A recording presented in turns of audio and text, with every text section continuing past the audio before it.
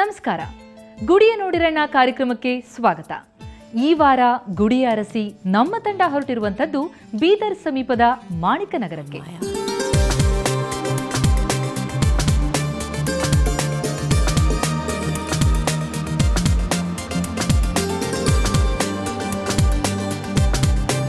ವೀಕ್ಷಕರಿಗೆ ನಮಸ್ಕಾರ. ಇವತ್ತು ನಾವು ಬಂದು ತಲುಪಿರುವಂಥ ಕ್ಷೇತ್ರ ಮಾಣಿಕನಗರ ಅಂತ. ಇಲ್ಲಿ ದತ್ತಾತ್ರೇಯರ ಸ್ವರೂಪರು ಅನಿಸಿದಂಥ ಮಾಣಿಕ್ಯ ಪ್ರಭುಪಾದರು ಇಲ್ಲಿ ನೆಲೆಸಿದ್ದರು. ಈ ಕ್ಷೇತ್ರ ನಮ್ಮ ಸಂಸ್ಕೃತಿಯನ್ನು, ನಮ್ಮ ಸಂಸ್ಕೃತಿಯ ಶ್ರೀಮಂತಿಕೆಯನ್ನು ಬೆಳಗ್ತಾ ಇರುವಂಥ ಶ್ರೀ ಕ್ಷೇತ್ರ. ಇದರ ಸಂಪೂರ್ಣ ವಿವರವನ್ನು ನಾನು ನಿಮಗೆ ತಿಳಿಸ್ಕೊಡ್ತೀನಿ. ಅದಕ್ಕೂ ಮುನ್ನ ನೀವು ಈ ಕ್ಷೇತ್ರಕ್ಕೆ ಬರೋದಾದರೆ ಹೇಗೆ ಬರಬೇಕು, ಬಂದವರಿಗೆ ಉಳಿದುಕೊಳ್ಳುವಂಥ ವ್ಯವಸ್ಥೆಗಳು ಏನೇನಿವೆ, ಅದೆಲ್ಲದರ ಒಂದು ಪುಟ್ಟ ಮಾಹಿತಿಯನ್ನು ನೋಡ್ಕೊಂಡು ಬನ್ನಿ. ಬೆಂಗಳೂರಿನಿಂದ ಬೀದರ್ ತುಂಬಾ ದೂರ ಇದೆ. ಬೀದರ್ಗೆ ಕೆಲವೇ ಬಸ್ಗಳ ವ್ಯವಸ್ಥೆ ಇದೆ. ಆ ಬಸ್ಸುಗಳ ವಿವರ ಹೀಗಿದೆ ನೋಡಿ. ಐರಾವತ ಹೊರಡುವ ಸಮಯ ರಾತ್ರಿ 7ಕ್ಕೆ, ಇದರ ದರ 897 ರೂಪಾಯಿ. ಇನ್ನು ರಾಜಹಂಸ ಇದು ಹೊರಡುವ ಸಮಯ ಸಂಜೆ 4ಕ್ಕೆ, 6ಕ್ಕೆ ಹಾಗೂ 6:45ಕ್ಕೆ, ಇದರ ದರ 739 ರೂಪಾಯಿ. ಇನ್ನು ರಾಜ್ಯದ ಇತರೆ ಭಾಗಗಳಿಂದ ಬೀದರ್ಗೆ ಹೋಗೋದಾದ್ರೆ ಈ ಮಾರ್ಗಸೂಚಿಯ ಕೋಷ್ಟಕವನ್ನು ಒಮ್ಮೆ ಗಮನಿಸಬಹುದು. ಹುಬ್ಬಳ್ಳಿ ಕಡೆಯಿಂದ ಬೀದರ್ಗೆ ಹೋಗೋದಾದ್ರೆ ಬಿಜಾಪುರ ಗುಲ್ಬರ್ಗ ಮಾರ್ಗವಾಗಿ ಬೀದರನ್ನು ತಲುಪಬಹುದು. ಇನ್ನು ಮೈಸೂರಿಂದ ನೀವು ಹೋಗೋದಾದ್ರೆ ಬೆಂಗಳೂರು ಹೈದರಾಬಾದ್ ಮೇಲೆ ಬೀದರನ್ನು ತಲುಪಿಕೊಳ್ಳಬಹುದು. ಇನ್ನು ಮಂಗಳೂರಿನಿಂದ ಬರೋದಾದ್ರೆ ಕುಮಟಾ ಹುಬ್ಬಳ್ಳಿ ಬಿಜಾಪುರ ಮಾರ್ಗವಾಗಿ ಬೀದರನ್ನು ತಲುಪಬಹುದು.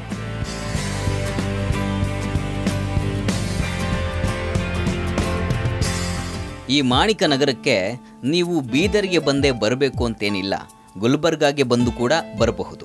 ಇಲ್ಲಿಗೆ ಬಂದವರಿಗೆ ಈ ಕ್ಷೇತ್ರದಲ್ಲೇ ಉಳಿಯುವಂಥ ವ್ಯವಸ್ಥೆಯನ್ನು ಕಲ್ಪಿಸಿದ್ದಾರೆ. 300 ರೂಪಾಯಿಯಿಂದ 600 ರೂಪಾಯಿ ಒಳಗೆ ಉಳಿಯುವಂಥ ವ್ಯವಸ್ಥೆಗಳು ನಡೆದು ಹೋಗುತ್ತವೆ.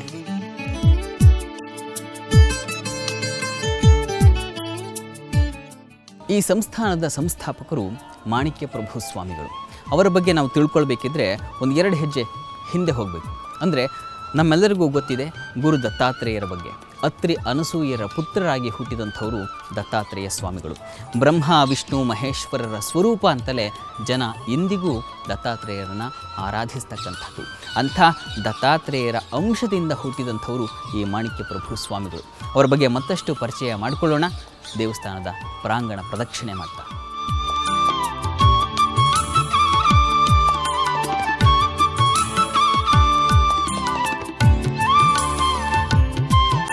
ಈ ಕ್ಷೇತ್ರ ಒಂದು ಗುರುಪೀಠವಾಗಿ ಈ ಭಾಗದಲ್ಲಿ ಧರ್ಮ ಜ್ಯೋತಿಯನ್ನ ಬೆಳಗ್ತಾ ಇದೆ.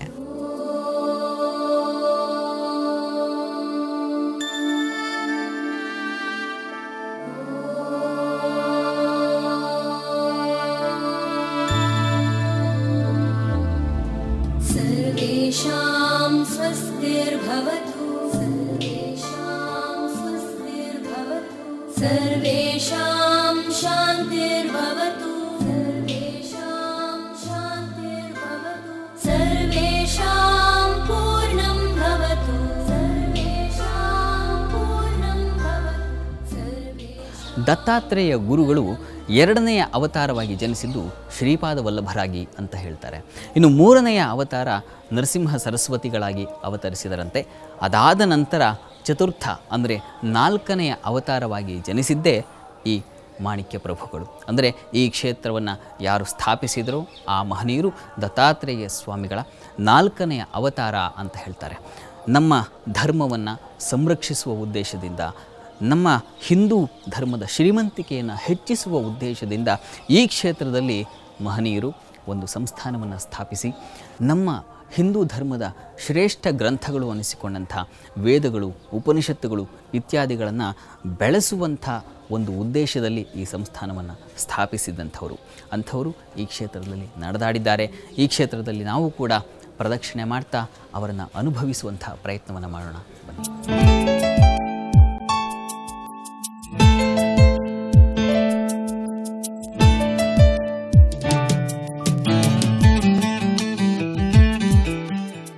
ಸದ್ಗುರು ಮಾಣಿಕ್ಯ ಪ್ರಭು ಮಹಾರಾಜರು ಭಗವಾನ್ ಶ್ರೀ ದತ್ತಾತ್ರೇಯರ ಪರಂಪರೆಯಲ್ಲಿ 4ನೇ ಅವತಾರಾಗಿ ಮಾಣಿಕ್ಯ ಪ್ರಭು ಮಹಾರಾಜರು ಇದೇ ನಮ್ಮ ಬೀದರ್ ಜಿಲ್ಲೆಯಲ್ಲಿ ಬಸವ ಕಲ್ಯಾಣ ತಾಲೂಕಿನಲ್ಲೇ ಹುಟ್ಟಿದ್ದಾರೆ.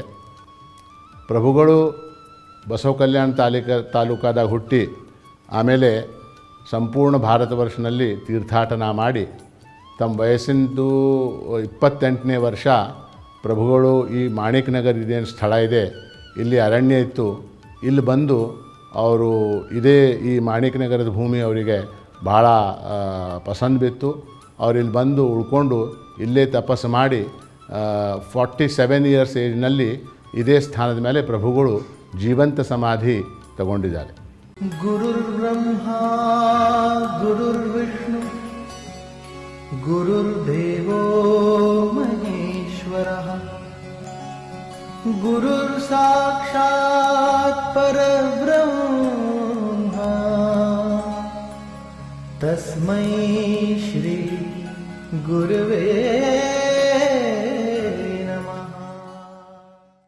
ಮಾಣಿಕ್ಯ ಪ್ರಭುಗಳು ಮಹಾನ್ ಆಧ್ಯಾತ್ಮ ಸಾಧಕರು. ಅವರ ಸಾಧನೆಯ ಪ್ರತೀಕವಾಗಿ ಇವತ್ತು ನಮಗೆ ಈ ಸಂಸ್ಥಾನ ಬೆಳಗ್ತಾ ಇರೋದು ಕಾಣ್ತಾ ಇದೆ. ಉತ್ತರ ಕರ್ನಾಟಕದಂಥ ಭಾಗದಲ್ಲಿ ವೈದಿಕತೆ, ಹಿಂದೂ ಸಂಸ್ಕೃತಿಯ ಮೂಲ ಅಂತ ಅನ್ನಿಸಿಕೊಂಡಂಥ ವೇದಗಳು ಸಂರಕ್ಷಣೆ ಆಗ್ತಾ ಇದೆ ಅಂತಂದರೆ ಅದು ಮಹದಾಶ್ಚರ್ಯ ಮತ್ತು ಶ್ಲಾಘನೀಯ.